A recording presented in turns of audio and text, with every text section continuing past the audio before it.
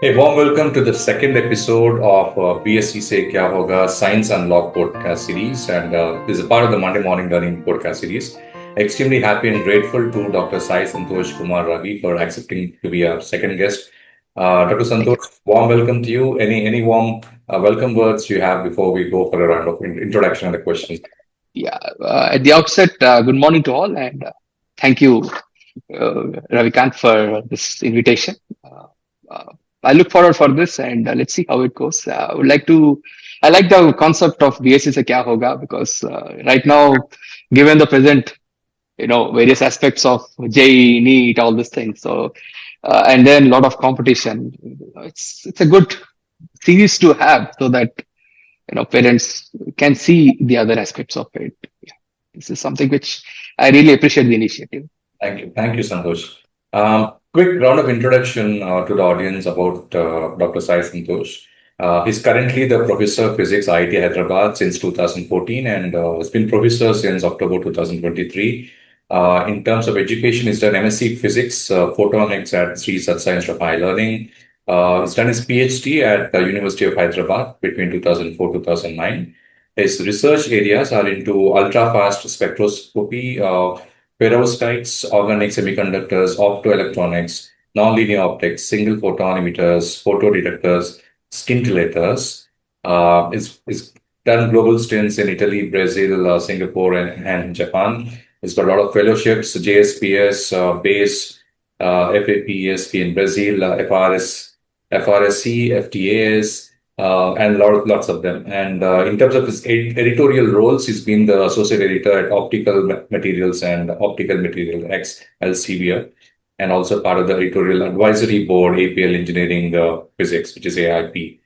In terms of the awards, he's got the Faculty Research Excellence Award 2024 from IIT Hyderabad, Young Scientist Award in Physics, OSA Senior Member since 2020.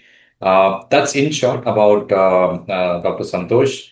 Uh, I'm going to definitely mispronounce some of these research areas, Santosh, so please bear with me and correct me wherever I actually go wrong.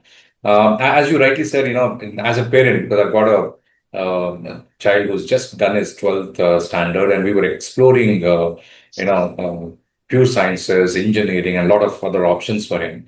And that's how the origin of BSc Se Kya Hoga actually came, because we ourselves were asking, if you don't do engineering, BSc se kya hoga? And when he got a seat at Parthi, that's where speaking to Anil Kumar sir and my batchmate Ravi, who's the associate professor there at Parthi, TRC, those were batchmate, Sai Subramaniam, my batchmate. Three of my batchmates actually gone through the MSc chemistry route, went on to do bridge courses, one at University of Hyderabad, one at IIC, one at IIT Delhi, and moved on to their postdoc. So that gave a lot of clarity in terms of and confidence that BSc say really much can actually happen. So that's the underlying factor as to why we came up with the series. Let's start off with the questions. Santosh, I've got 18 questions. I don't know whether we'll be able to fit everything in this Sure, episode. sure, sure, sure, sure, But we'll sure, try. sure, Yeah. sure. So we'll start with the first one, the origin story, the student who chose physics. The first one is you did your MSc in physics with a specialization in photonics at Yes. Stanford High Learning, then your PhD at University of Hyderabad. Can you take us back to that 17-year-old who chose physics? What did your family think? And was there any moment where someone asked you, physics se kya? Yes, yes. Actually, it's yeah. When I look back, give me a few seconds. So it's like this. It's been quite a journey, and yes, it starts from there. And yeah, the point is this. Let me quickly go back to my intermediate, where I did in corporate college. Okay, I don't want to name it. Probably can see, but yeah, the point is this. In our college, what was the goal? Was either you must be an IIT or a MSET, if not BITS. Okay, so these three were the major goals, and this is how the training was there. You know, the kind of rigor we used to have right from getting up in the morning at 4:30 and daily study hours, morning languages, afternoon the mainstream MPC, and then every evening we had an exam. Yeah. So almost every week, every 2 weeks there was a grand test, Mm. And every evening there was an exam to write on these exams. The point is, yes, I lost, any fear of exams. But the point is this: my watershed moment was we just were in our second year of intermediate, and we saw that the entire corridor in one of the buildings in the college was converted into an engineering. Now, in these corridors, there were classrooms in which I studied in my first year. Mm. And then I realized that, yeah, that's the time I'm talking about before 2000, right? The beginning of this dot-com boom, whatever you're talking about it. Yeah. So that was the time when engineering is catching up and a lot of interest in IT boom was going on. It's not yet started. I mean, it's not peaked. It Yeah. was on the rise. Mm. And I sort of felt that given the boom right now, and if I look at the way I did it in Andhra Pradesh, undivided Andhra Pradesh. So given the number of engineering colleges coming up, and I was a bit afraid of where I would be Mm. as an engineer. The point is, I wasn't really great at, skillful at making things. Mm. So for me, I had the concept of engineer, someone who actually develops and, do engineering aspects of it, Mm. create some kind of, an instrument, machine. This is what the kind of thoughts I had as a school going kid, right? I never thought about it. And the only thought which I sort of had recurring to me is that, yes, I'm good at theory. Probably I should stick to the theory. But then, with all these thoughts, I'm still confused. And as you have said personally, parents were also confused where to go. And yes, luckily for us, we always had one reference point, that is Puttaparthi. And it so happened that, let me just quickly go to a personal experience. After my intermediate first year, I got little less than what is expected. Mm. Okay, so the percentage was 93 point something. And everyone was thinking we should get above 95. Mm. So because I didn't get 95, I got 1% less than the expectation. I was very depressed. And I just went to Puttaparthi after the results. Mm. And then sitting there, I got my Padnamaskar and all these things. And then I thought, I think it's enough. That particular watershed moment was enough for me to really change my direction. And yes, I did very well in my second year intermediate. I got seat in BITS Pilani. I got a good MSET rank, but still, I cleared the exam and got into BSc. And from there was no second thought when it comes to the physics, because moment I thought I will do PhD, BSc, I always thought I will do physics. Right. The reason is very simple. I used to enjoy physics. I used to see physics everywhere. Mm. Somehow it just, and luckily for me, because I was never really pushing myself to get good MSET rank or IIT exam, or in fact, I didn't write IIT exam. Mm. Is that if you're really into the deep coaching, Mm. teachers do say that, physics is not scoring. Concentrate on chemistry or math. This is what the Yeah. teachers used to say that earlier. So I never got into that kind of mode where my teachers told me that, physics is difficult. Mm. So I used to enjoy the physics the way it is supposed to be, solve the problems. Where this Resnick held a textbook, we used to solve it. Yeah. And that's how I started liking the physics, and I got into BSc. Mm. And my BSc is purely my own conscious decision to get into it. It is not that I didn't get an engineering seat. Yeah. I really wanted to do BSc. Mm. And in BSc physics. Absolutely. Absolutely, Santosh. Very lovely to hear that. A couple of thoughts actually popped up once you started explaining. Any kind of traits which you can actually describe to the parents and students that, once they actually start enjoying, just as an example, any kind of pure sciences, either physics, maths, or chemistry, how can they actually decide to go for a learning path in pure sciences? Any kind of trait in this kind of. Yes. When it comes to the trait, it is very difficult because in India, unfortunately, our judgment of someone being good is with the marks. Right. Okay, that's the yardstick people follow. It's always the yardstick of how good this guy is when it comes to the marks. Is he getting 95% or 100%? Yeah. I remember one of our teachers used to say that he got 1 mark less than other 2 subjects in his intermediate, and he chose that subject as the main topic. I think it's one of the chemistry lecturers. Yeah, I remember that. So, he got less in chemistry, so he chose chemistry.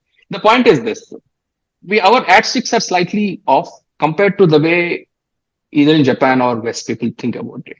Sure. So when it comes to the traits, I think it's very difficult to judge as a parent. Mm. However, what I personally feel now that I've been here in this ecosystem, if the student feels that they can do better following pure sciences, they should do that. Right. Okay, because the peer pressure is always there, and luckily for me, my parents never told me to change my thought. Right. I mean, other than my parents, I always thank my parents for letting me think the way I'm supposed to do. I'm doing it. Mm. Everyone else were having a lot of second thoughts Right. when I got into BSc, and it was as if uh, multiple thoughts came in multiple directions. So many people said, "Okay, we are ready to fund you." In Mm. fact, our own college principal, my intermediate college principal, was not happy when my father went to take the TC, saying that you are spoiling your son's career by letting him do. So my father only said, he wanted to do it, he did it. I respect his decision. So I think I thank them for that. Mm. And I'm again, what we are because of our own parents. So Mm. they never pushed me, and that sort of guided me all the time. And yeah, Sure. they were there for me. But the point is this: is what I always feel, that as a parent, if the kid feels that they can do better in that direction, Mm. they should be able to give that chance. Other than forcing them, because right now any student who is good, little better Mm. in class 8, they're automatically put in a coaching center. Yes. Okay, so this is the trend right now, and more or less sometimes the student is interested, sometimes the student is not interested, parents are interested. More than everything, it's a peer pressure. Everyone else is doing, I also do it, which is not necessarily a bad thing, but one can, it's okay. Go to a good school, get coaching or whatever, learn everything, no problem. Mm. Become good in the subject. But eventually, when you realize that, maybe my calling is there, I think that kind of freedom student should be able to get from his parents, from his right parents. So that's the thing which I felt. And when it comes to the traits, Mm. Naturally, each of us will have an inclination towards a certain subject. Right. Okay, be it math, physics, or chemistry. Mm. It's not that, I think a good student would be able to do everything because they are the basic foundations for anything we do for that. I mean, just because now I'm doing physics doesn't mean that I should forget all the things I learned it in intermediate maths or 10th maths. So the mathematics, physics. So science and maths are important for any technology. Okay, be it in BSc or BTech or whatever you take, whatever we learn in class 10, everything what we do till class 10, to some extent, to a major extent of class 12, is all important for any branch, be it engineering or sciences. So I think from a good student should be able to do good things in everywhere. But then automatically enjoyment is there. I'm enjoying more. Okay, there are a lot of sweets, but sweets are all sugary based, right? But there are some sweets we like most. There is no specific reason why you like a sweet. You just like that. It's all sugar at the end. It's all sweet.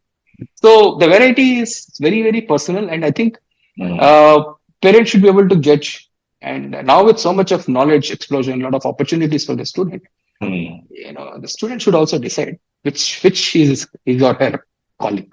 Absolutely. So this is what I think, because there's no specific trait which I can think of at that age. They're too young to do that. Absolutely, Santosh. Thank you for that. So, moving on, you didn't just stay in India. I think within a few years of your PhD, you were doing postdocs in Milan, Sao Paulo, and Singapore, and later research fellowships at Princeton and in Japan. So, how did a physics degree from Hyderabad unlock doors in 4 continents? That's a question for you. Okay. So, yeah. So the important aspect of any, so how does it work out? So, after masters, we do PhD, and typically earlier, now things are slightly changing, is that the career graph of any PhD is to get into academia. So it is like you do PhD, you should get experience after the PhD with which you apply for a academic position. Okay, so this is the route which all of us followed and we still follow. Now, there's a lot of other industry options, but let me get back to what we used to do those days, is that it is known that you finish PhD and you go abroad for a postdoc. Yeah. And this is the point where competition is important, your excellence is important, how well you do your PhD is important. So how do I get it? We just apply and we get somewhere. So there's either getting a postdoc is either with recommendation or some kind of references, or we just apply. So in my case, I applied and I also got a recommendation. So in a way, majority of us send emails. I know my senior who sent about 500 to 600 emails to various professors across the world to apply for positions, because it is not that anyone will take it. So the way postdocs happen is that the senior professor anywhere else in the world, wherever it is, be it in India, somehow even Indian professors are also giving the PhD postdoc positions, is that they get a project, they get a big fund, project fund, and with that project fund, they hire a postdoc. Okay, so we look for such professors, which we'll never know. So we keep writing, and if the profile matches, the requirement matches with our skill set, we get the opportunity. So this is how I went to Italy, the Politecnico di Milano. And the fun thing is, the project with which I went failed within 2 months. Right. Okay. So it failed, and the professor also was not sure what to do next. But somehow, we Indians are good at jugaad. So we did some jugaad. And sort of that helped me to take the next position, which is in Italian Institute of Technology, IIT, they say. And I continued to stay for 4 years in Milan. And then I got opportunity to work in Nanyang Technology University as a senior research fellow before I got the position in IIT Hyderabad. So it's like about almost 5 years of postdoc before I got this position in IIT Hyderabad. Now, once I get to Hyderabad, once you get to an academic position, that's the freedom which we get, academic freedom. So you can always use your summer the way you like it. Right. So with this thoughts, after 2 years, I started applying fellowships. So if you look at my career graph, there is always a fellowship every 2 years. So every alternate year, I try to write some fellowship, spend my summer outside. So initially I started with Brazil, with FAPES fellowship, it's University of Sao Paulo. After 2 years, it is 2017. In 19, I got this Bhaskara Advanced Solar Energy. It's called BASE Fellowship. It is under Indo-US Science and Technology Forum, where I got opportunity to work in Princeton University.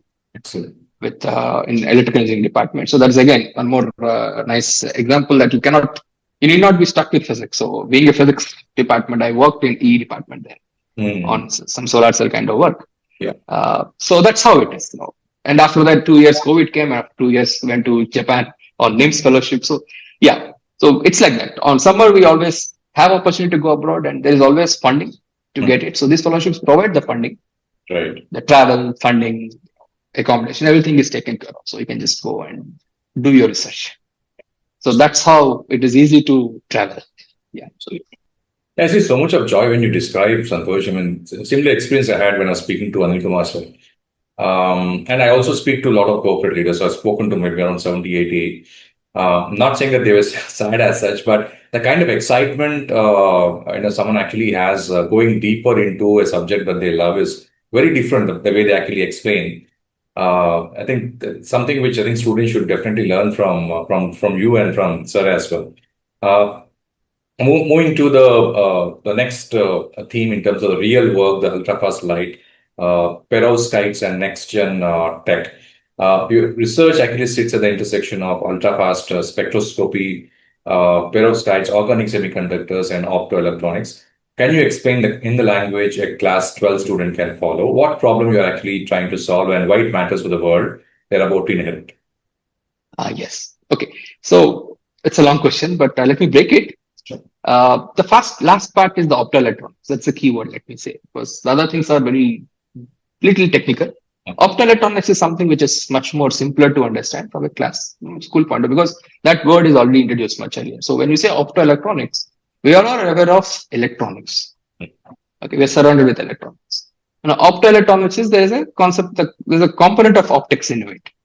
So in general, optoelectronics deal with devices which sort of converts, it's sort of interaction between the field of optics and field of electronics. So light to matter, matter to light. So light, electronics. So devices where we use light to get some current out of it, or we use current to get some light out of it. And overall, we use this for transmission of data or some kind of information processing. So more or less, this is the general concept of an optoelectronic device. Okay, so this light is there and electronics, both are there. So now, where I come in, Again, this is very specific to what I do because that's my training of PhD. I worked in high energy, intense light matter interaction. So high energy light, laser matter interaction. So that brought me into this field of ultrafast spectroscopy. Now, what is ultrafast? It's like this. Now, when we blink, or I blink, when we blink, that blink corresponds to 1 second approximately. Now we talk about 10 to the power minus 15 of that second. It's very fast. Obviously, we can, our positional vision is still tens of milliseconds. Okay. We cannot feel below that. Okay. So that is the kind of time frame we are talking about it. Now, what is the femtosecond? Is ultra fast is, if I roughly tell you simple way of looking at it, we know speed of light. It is very fast, 3 to the power 8 meter per second. Okay. That's the kind of speed we are talking about it, which means that it is in 1 second, the light travel 3 into 10 to the power 8 meters, right? Now, if I look at the time light travels through the cross section of our human hair strand, okay, which is of roughly 100 microns. It's about 30 femtoseconds. Okay, so this is the kind of some mistake, but that's the kind of timing I'm talking about it, where light barely crosses a very short period of time, short length of time, a lot of length. So why this is important is that there are many processes which are very fast. Let me give one example of such a process. Our eye. How are we seeing it? Or we all know that in our eye there are retinal cells.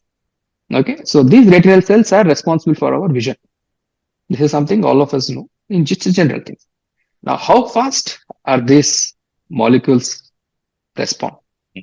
So that is in the order of few femtoseconds. Right. Okay, so this is the time you're talking about where electrons are moving across. Okay, so we can literally track the motion of electrons. Okay, indirectly, not directly. You cannot see an electron, yes, of course, but yeah, you can literally track the flow of electrons at that time scales. Now, coming to the direction which I'm working with, you mentioned few materials like perovskites, transition metal diatomates. Let me put it in a much simpler ways. These are all organic semiconductors. We are all aware of semiconductors. There are 3 different varieties: insulator, semiconductor, and metals. These 3 are basic common things from a school perspective. The semiconductors are those where the band gap is there. So we're talking about materials which are exotic in nature, they're cheap, they can be made, and ultimately where we are looking at is how do we push the technology frontier further. Okay, what kind of technologies are we talking about it? Now, from a research perspective, yes, I'm working on this kind of spectroscopy. Okay, spectroscopy is another technical term. Let me not get into the details, but the point is we are looking at figuring out how the electrons are moving, how to track the electrons or the charges. Ultimately, when we look at a current is flow of electrons, which is charge. So how do I track charges? Then I try to combine that initial time scales to actual device, which is optoelectronics. Now, what are optoelectronic devices? As I said, anything to do with light and electronics, right? So simplest thing is a solar cell, which converts light to electricity. That is, you send in light, current comes out. Opposite, what is the next part of it? Let's say contrary to it is you send the light in, light comes out. That is the LED, light emitting diode. Okay, so the applications are different. But when I look at fundamental perspective, I have a device where if I send in light, I get the current out. If I send in current, I get the light out. Okay, now this process can be tracked. Okay, when the light is interacting or the current is interacting. So you can track those material properties in this fast time scales. So doing this, we can fundamentally understand or screen out which material is good, which material is not so good. And finally, as I said, it is not that we get to solve the entire problem. It's a part of the problem which we try to solve. So we try to provide knowledge to device people or some industry guys who are actually making these large scale devices to say that yes, certain systems are good, systems are not good. So eventually, these are the kind of inputs we provide with our research. That's the kind of frontier we are pushing in. Okay. Now, when it comes to the specific materials, let me slightly digress about the aspect of this perovskite. Now, these perovskites are very well known. It's been there for more than a century. People know about the systems. However, their applications in these optoelectronic devices sort of exploded from last 1 decade. Okay. So, where are the applications? Again, as I said, solar cells. What solar cells we all aware of? It is a silicon solar cell, which is there everywhere. The kind of gray big panels you see is silicon based. Okay, it has its own limitations, and people are trying to see how I can come out of the limitation. So perovskites have come out as an alternate material for it. Another aspect is from the solar cell perspective, there is always an interest in making flexible devices, wearable devices, right? So which we cannot do with silicon. Silicon flexibility is very poor. It will break. So these kind of materials can be used for flexible things. So it's just a solar cell perspective. The same thing can be extended to the LED perspective. Okay. So we can have flexible LEDs. Now, when it comes to the photodetector, which is another kind of direction I work with, photodetector is again light in, current out. It's similar to a solar cell. It's just that when it comes to solar cell, we try to convert the entire light from the sun to electricity. And it comes to photodetector, we try to detect a light pulse or light signal. So again, the concept is the same. As I said, fundamentally, it's the material which is actually responding to light or to electron input bias. Yeah. So we look from a fundamental perspective, and that is the point which I always get excited, because every material is new and every material gives me a surprise. Yeah. And that sort of pushes all of us every day. It's like, there is this famous word called ikigai in Japan. So it's something which we look forward every morning, that let's see what this material is telling us. So we sort of talk to these materials, these exotic optical materials, and we look for such knowledge which can help the industry. Absolutely. So that is the point which I would like to inform. Sure. From a very simple perspective. Yeah. Absolutely. So one question which I had was, all of us are talking about AI tools, right from Claude to all which are available, right? So what's the kind of usage of AI tools in your own domain? What kind of tools are actually using? And there is kind of a perception that because of AI tools coming in and because they're so knowledgeable and they quickly pick up knowledge, pursuing pure sciences, does it really make sense? These are the two questions which I have. Oh, yes. This is something which is very burning and very hot topic. Very hot topic because let us probably you belong to a generation where there was this telephones where you could ring it up, right? Yeah. Okay. And then you have seen through the transitions of that telephone to the mobile phones. And we all agree now that we forgot phone numbers. Yeah. Okay. Now, we come from so when we look at our own childhood and now, things have changed drastically, and things which are very natural is no more natural. We don't remember directions. We rely on Google Maps. We don't remember numbers. We rely on it's there. Now, when it comes to the security people, there's a lot of security protocols. Passwords are all saved. There is a digital locker, and we don't remember the passwords also. Yeah. Okay. So what happens is, over the period, we sort of use the technology. We have developed the technology to help us, and eventually we become slaves of our own technology. Yeah. Okay. So this is something which is scary to me, because we know what it is to remember a phone number, right? Because we have seen the life where at some point of time, there is one or two numbers which we need to keep in memory, which is life-saving for us. But the new generation, they would not understand what it is, what is the concept of remembering a phone number. Yeah. Okay. When it comes to going to some place, unknown place, you and I can quickly go and get on the car or get on our vehicle and quickly go and ask the local, chai shop wala. Yeah. We can go and say that, look, I want to go here, help me. Or we can just stop and ask some guy who is there next to auto wala. But there is a generation which is growing up totally believing a Google Map. And recently you must have heard, there's a news where Google Map took to a bridge which is broken and the car fell down. Now, these are all initial manifestations of the artificial intelligence. Okay. Now this will grow. Now coming back to these bots, chat bots or basic AI bots where you have Cloud AI or Chat GPT or Perplexity, whatever.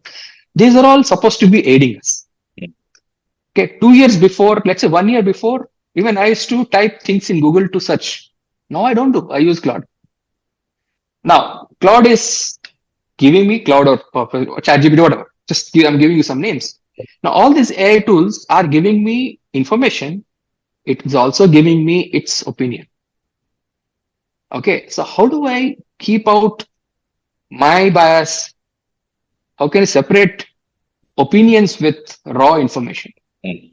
This is where natural intelligence is important. Okay, yes, AI tools will help you. AI tools will make your life easy, but it will never tell you, it can never allow you to judge. So that judgment which is there inbuilt, that comes only with core knowledge.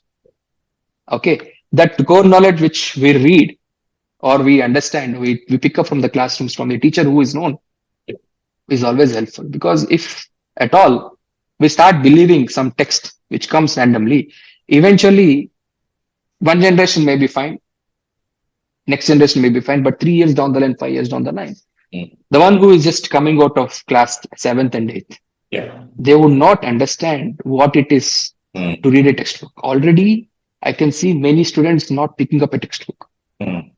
Okay, a textbook is why the textbooks are important from an academic perspective is that it sort of gives all the knowledge, all the concepts, everything in the form of the author wanted to give. Okay, each author has their own perspective, but what is true is the basic fundamental principles are all taught the way it is supposed to be, and perceptions are changed.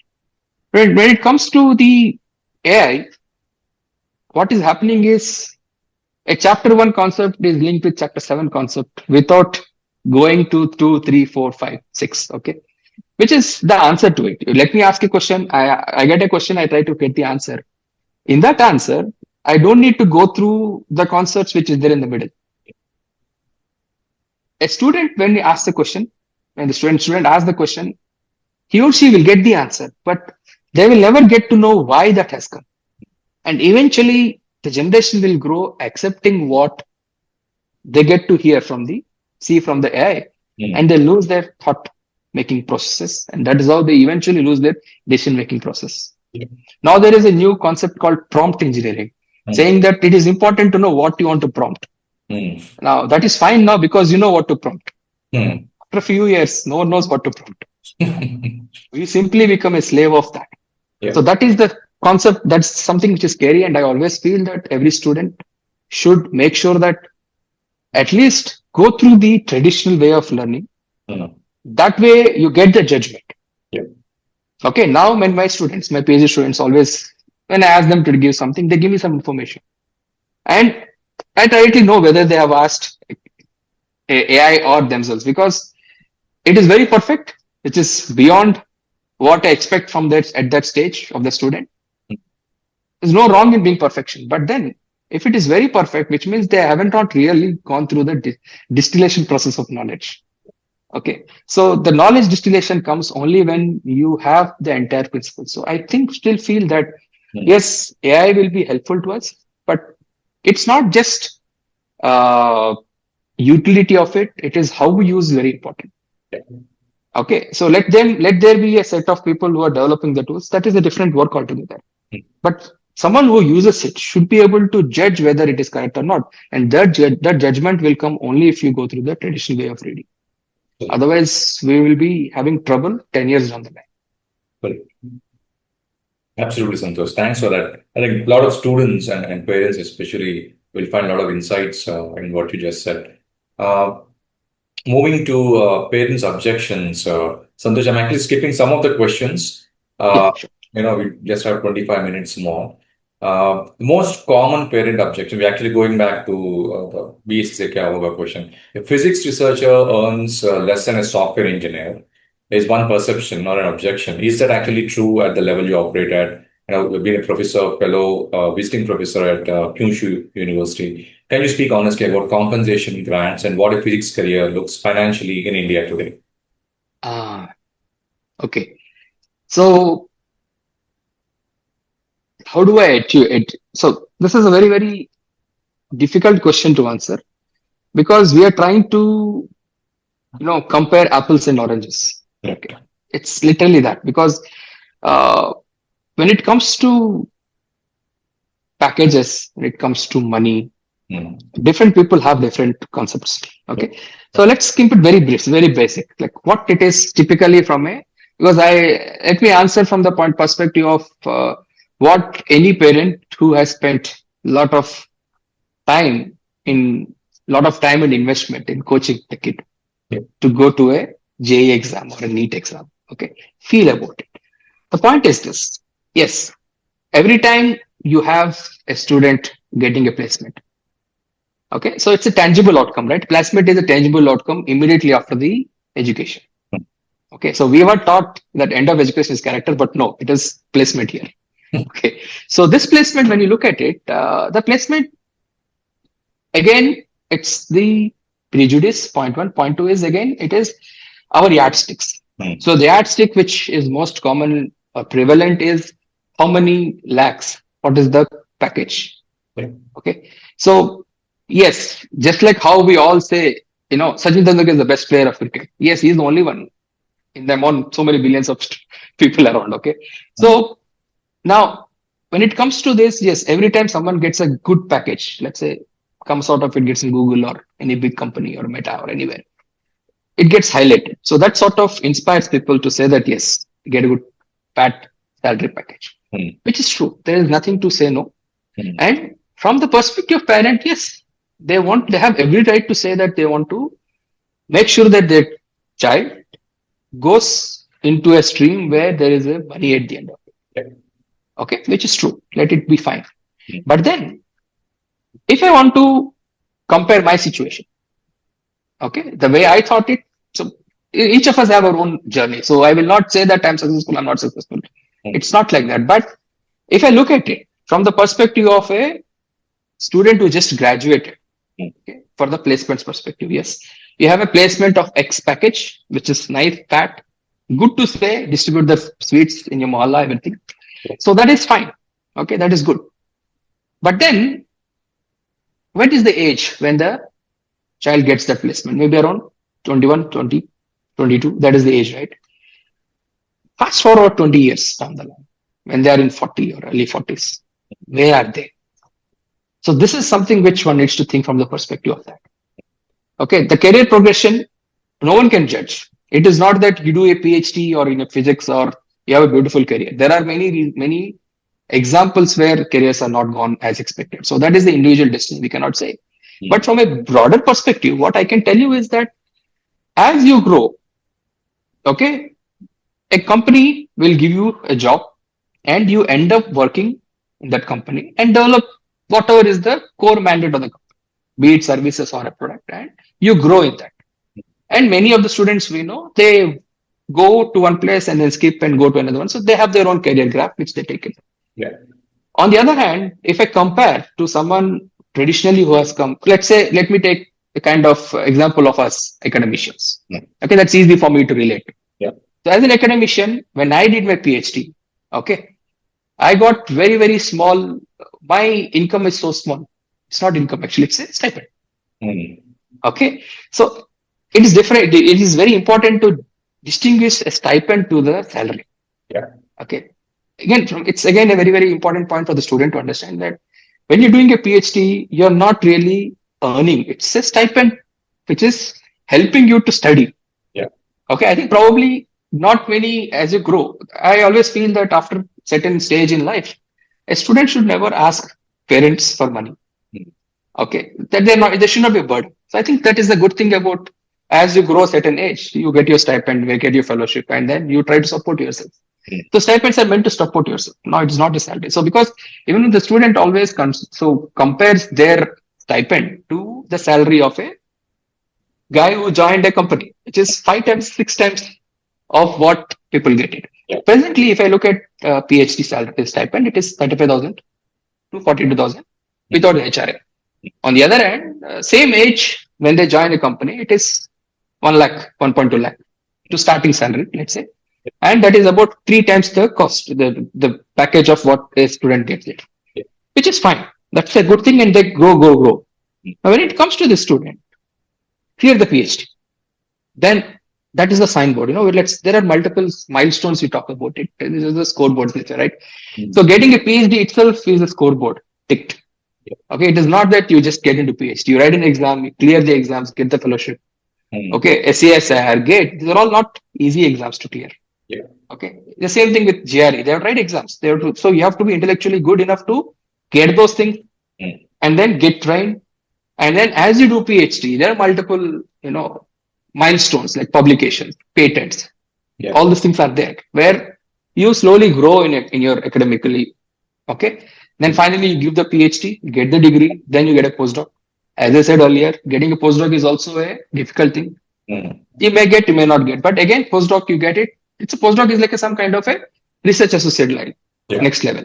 That's again a income option.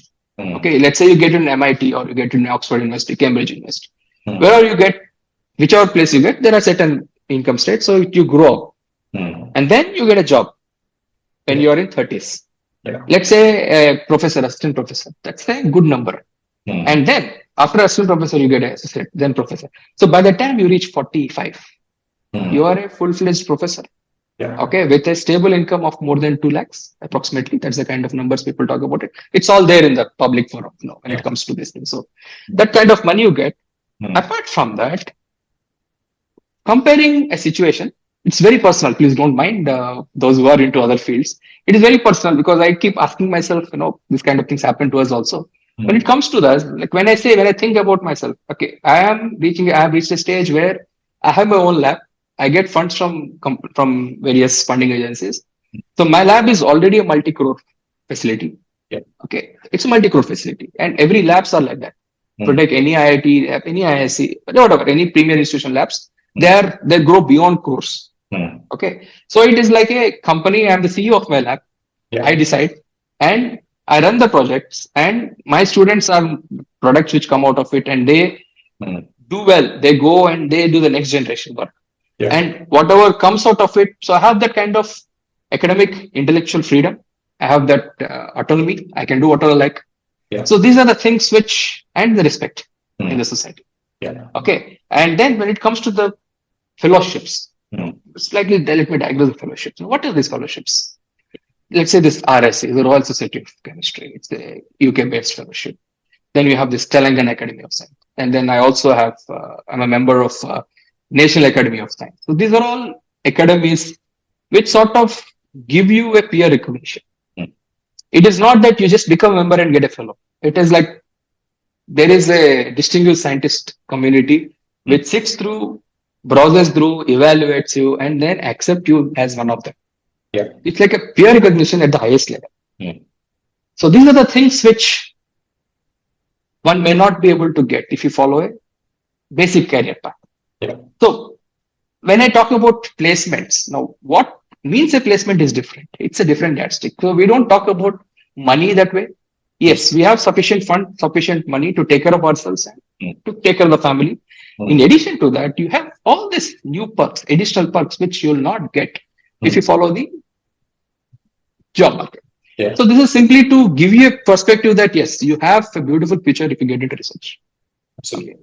It's just that thing. So when it comes to the parents, I just want to tell one thing is that, nothing is good, nothing is bad. Okay. Just because you choose one direction, it doesn't mean that will be a perfectly foolproof. There is nothing foolproof. It's the destiny of everybody. Each of us have our own career path and have our own journey. So that we cannot control.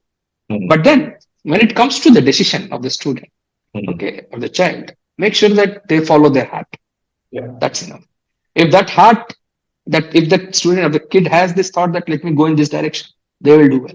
And it is not just BSc. It can be any form of art. Okay. There should not be any pressure right now. That's what I would like to tell. Sure, Santosh. A lot of thoughts were actually passing when you were talking about, the IT professionals, to take an example, faces a lot of insecurities. And it's been happening since I think 2011, 2012, when the layoffs actually started in HSBC, and then the layoff season is actually continuing. And And parallel to that is the LLMs which are actually coming in place. So, Mhm. what point of going through a CS kind of a degree when LLMs are actually doing a lot of work? So, in this context, and the third context is the fact that the kind of exams, competitive exams that we actually have, whether it's NEET or JEE, Mhm. or any kind of exams as such.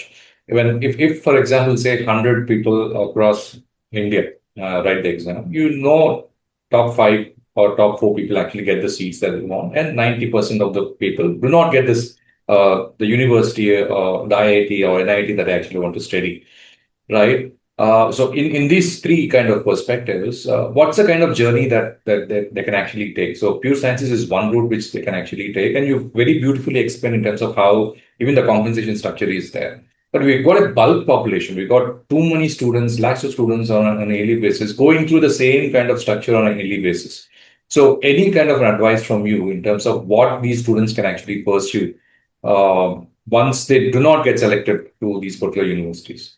Oh, okay. Okay. So yes, this answer is specific to those who want to clear JE or NEET and get into this premier institutions. It's specific to them. Sure. There are many who are not into that. Yeah. Okay. So they have their own career paths. The point is this: be a good student. Okay. This is something which I learned it in Puttaparthi. I'm very thankful to Swami. Whatever you do, be good in that. So this is a very important message. Okay. Never take the shortcuts. Whatever you do, try to excel. When it comes to excellence doesn't mean that, we are the top, because you can always be top by pushing the other fellow down. Yeah. Okay. You can stay where there and pushing the other fellow. You may feel that you're on top, but no, you compete with yourself and you are your own competitor and you try to become better and better and better. So when you keep becoming better, whichever field you go, you will eventually find success. This is the bottom line, which I tell my students as well. Okay. Become best.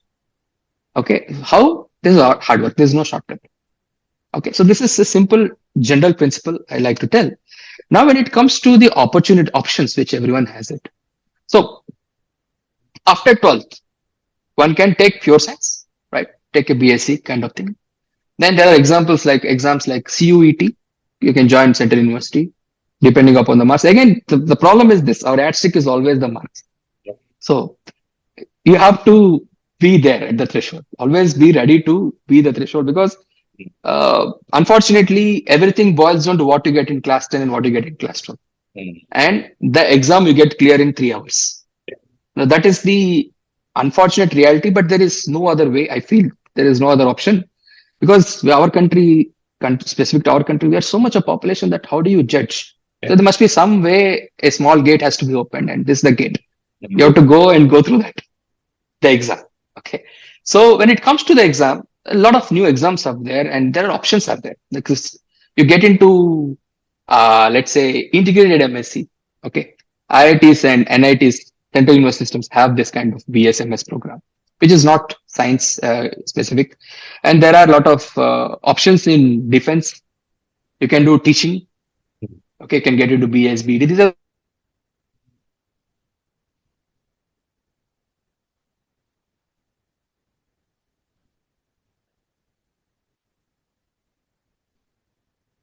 Santosh, I've lost you.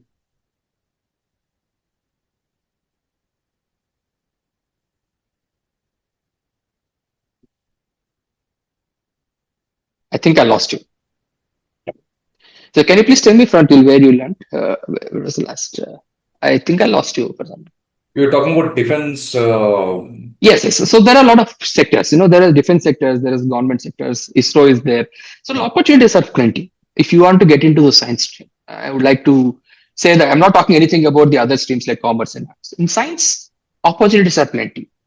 Okay, it's just that our society is somehow looks down upon those who cannot clear these exams.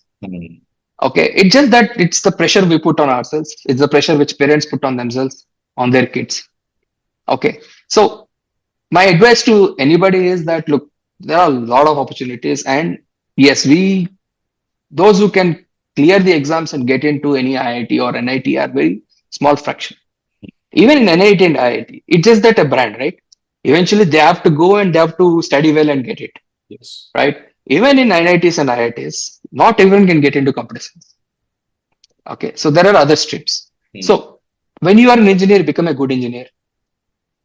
It need not be. This also is true for those who get into local colleges, local engineering colleges, private engineering colleges.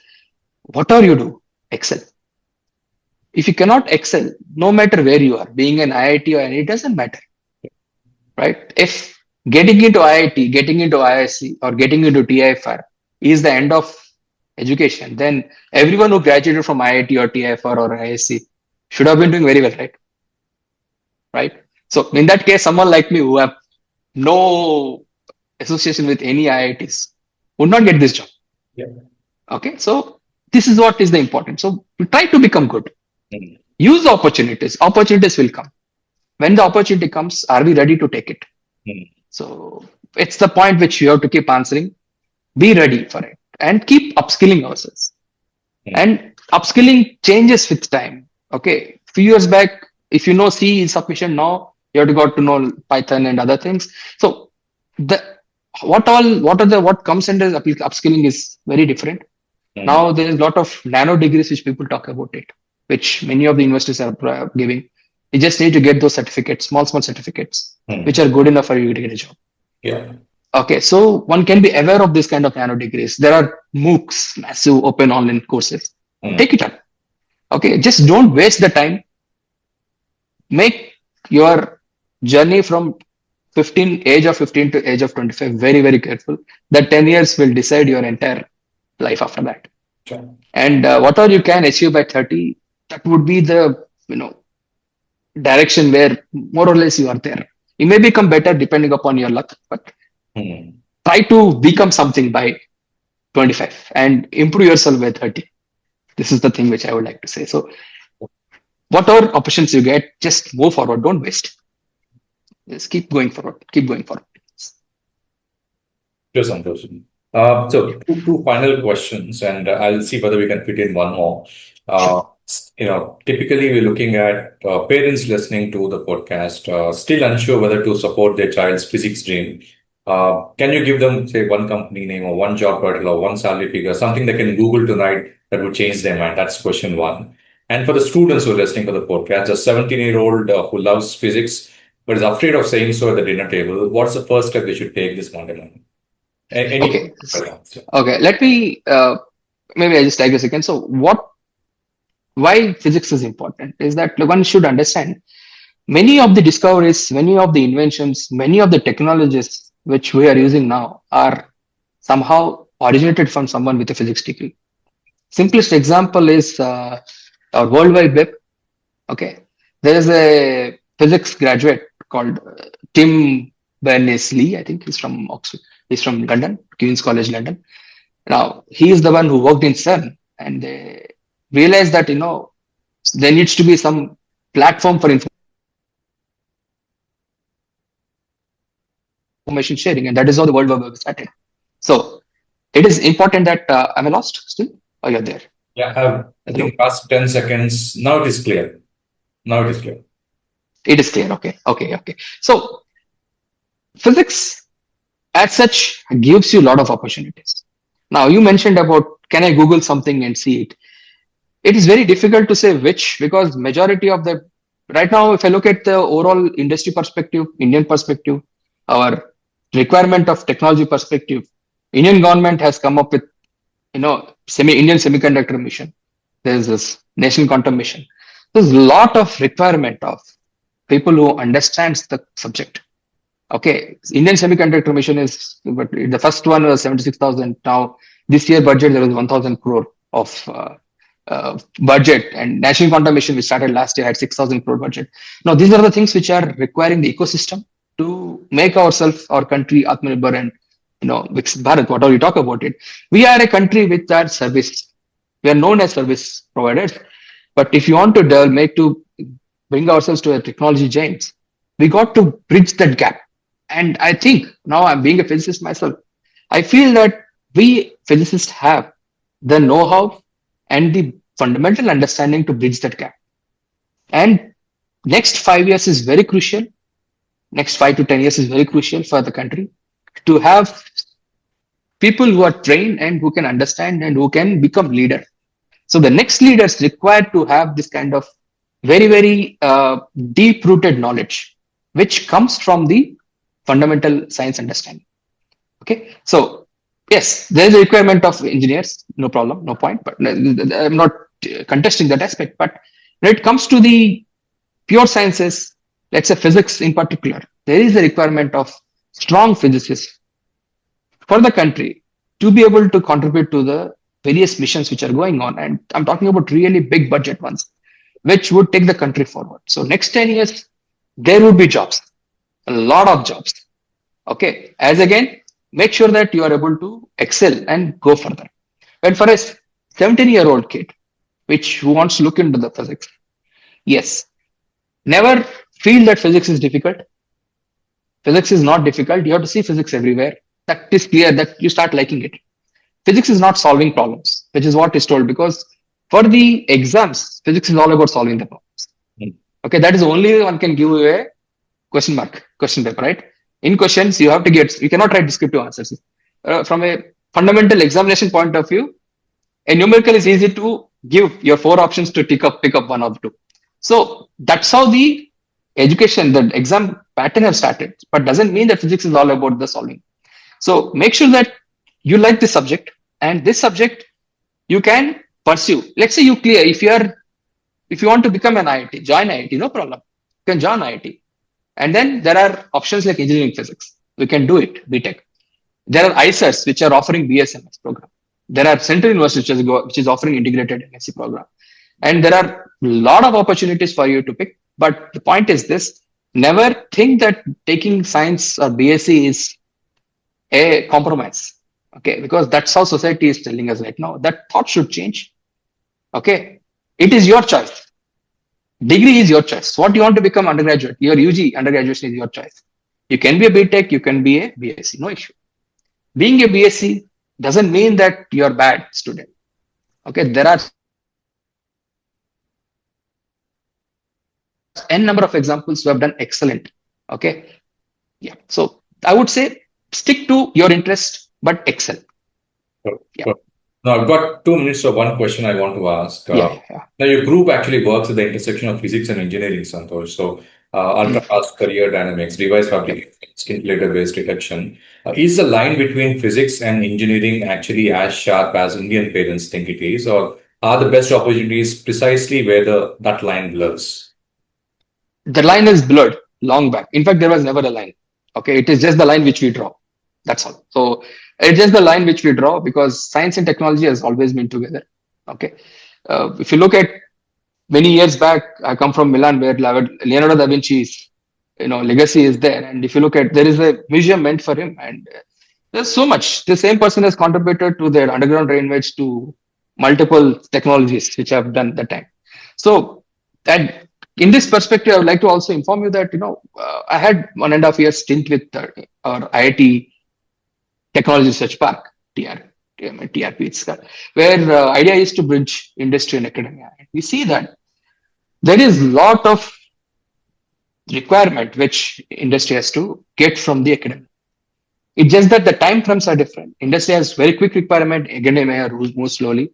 So from the technology perspective, academia typically moves slowly, because the intention is only to understand and go slowly. What is the eventual outcome? I think in academia, most of the thoughts goes towards developing the home manpower, trying to upskill, train the student to be ready for the next level, where the industry is looking for a product-based kind of thing.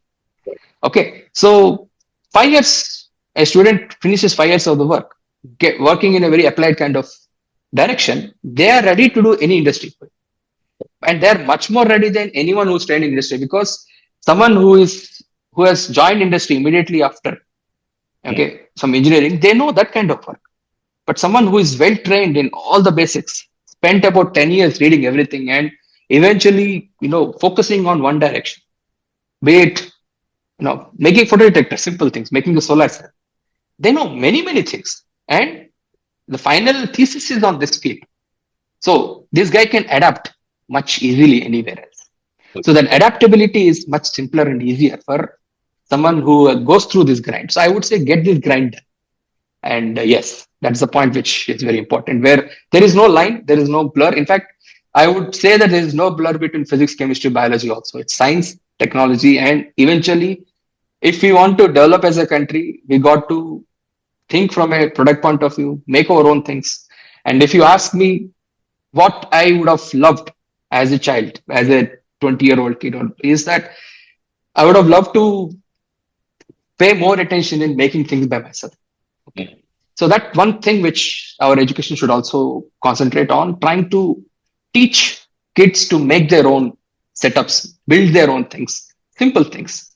That building is something which is missing. So if you can bring that aspect to us, then it is much more suitable, because that way they're much more ready here, much more ready than to accept the various challenges that comes. Yeah. Absolutely. I think lovely podcast. I think almost 1 hour now. A quick summary. I think you actually took the viewers through, the origin story, where I think you actually started by sharing the story of how you chose physics. We had a couple of questions over there. And then we look at the real work, the ultra fast light, perovskites, and the next gen tech, couple of questions around UND. You address parents' objections, and you address actually head on in terms of how the research will be, how the career path will be for a physics student as such. Also, actionable steps for students and parents. Very clearly described the route in terms of BSc, MSc, the PhD pathway. I think you named a lot of places like ISSER, IIC, Art Institute, Sathya Institute of High Learning, University of Hyderabad, etc. I think parents would definitely love this podcast, and especially the students, because a lot of insights, practical insights, someone with so much of deep experience sharing. And I think the last question was very interesting, the intersection of physics and engineering. Santosh, so thanks a lot for the insights. I really would love to bring you back maybe in sometime later on with a lot of questions. Sure. Also, let me know maybe once the podcast is done if any exciting topics interest you, so that we can actually talk. Sure. I think there must be another set of things for quantum, because quantum mission is very important for the communications and various defense related issues. Sure. Quantum is very, very important. That's something which the next generation kids should be always careful of picking up the direction. Various aspects of quantum technology. Yes. Definitely, Santosh. So, any concluding words, concluding advice for parents and students of India, given the scenario?